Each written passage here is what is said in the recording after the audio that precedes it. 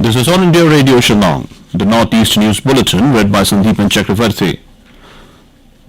With the new Omicron variant of coronavirus causing concern, we appeal to our listeners to be vigilant and to get fully vaccinated and help others, including children between 15 and 18 years, to get vaccinated. Please continue to follow these 3 simple steps to stay safe. Wear a face mask, maintain 2 gaz ki duri for social distancing, focus on hand and face hygiene. For any COVID-related information and guidance, contact national helpline numbers 011-239-78046 and 1075. And for Meghalaya, the helpline numbers are 14410 and for emergency 108. And now the news in detail. President Ram Nath Kovind will undertake a 3-day visit to Assam from today. He will inaugurate the year-long celebration to mark the 400th birth anniversary of the great Ahom General Nachet Borphukan in Guwahati. The President will launch the birth anniversary celebration of Borphukan by laying the foundation for the redevelopment of the General's Memorial in Jorhat. He will also lay the foundation for a memorial of the Alaboi battle at Dodora in Kamrup district. Tomorrow, Mr. Kovind will attend the convocation ceremony of the Tezpur University. He will undertake a jeep safari in Kaziranga National Park and also review the conservation and development efforts of the park. He will also attend an exhibition at the Kaziranga National Park. The President is scheduled to undertake an elephant safari in the park on the 27th of this month before wrapping up his visit to Assam. In Manipur, where the first phase of assembly polls will be held on the 28th of this month, all arrangements for dispersal of polling parties have been made. Activities in all polling stations will be webcast, while there will be videography in those polling stations where internet facilities are not available. Chief Electoral Officer Rajesh Agrawal said that all polling stations will be sanitized a day ahead of the polls to ensure safe voting for the electors. Earmarking of circles and token system will be in place to avoid crowding in polling stations. Adequate sanitizers, masks, gloves, face shields, PPE kits will be provided to the polling parties.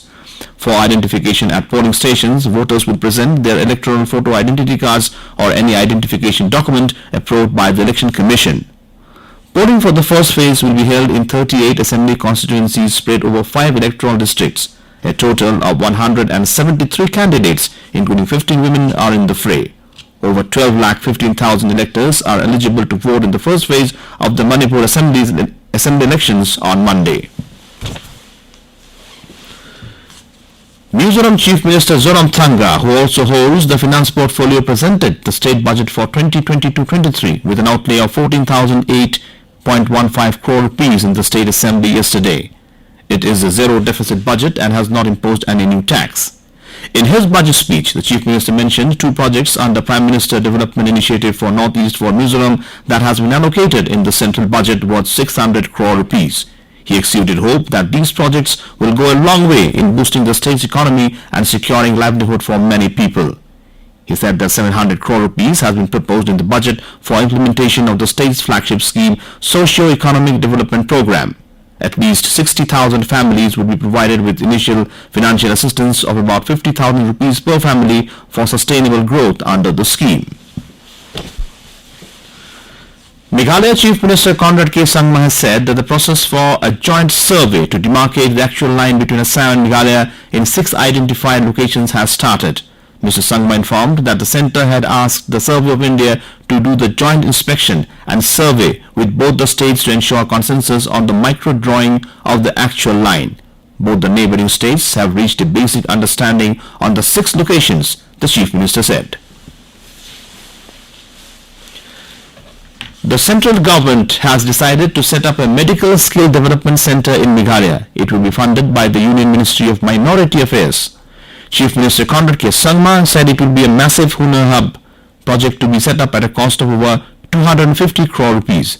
The development centre will be one of its kind in the country to conduct training programs for individuals from medical and paramedical profession. The Union Ministry of Health and Family Welfare had planned to establish 140 skill centres in government medical colleges across the country to impart skills on life-saving intervention. Meghalaya Chief Minister Conrad K Sangma has urged the central government to arrange for safe return of students of the state who are currently stranded in trouble-torn Ukraine. The Chief Minister in a tweet yesterday informed that he has received news about students from Meghalaya stranded in Ukraine. Mr. Sangma requested the Union External Affairs Minister S. Jaishankar to ensure the safe return of all Indian citizens from Ukraine. And with that, we end the Northeast News Bulletin from All India Radio Shillong. Have a nice day.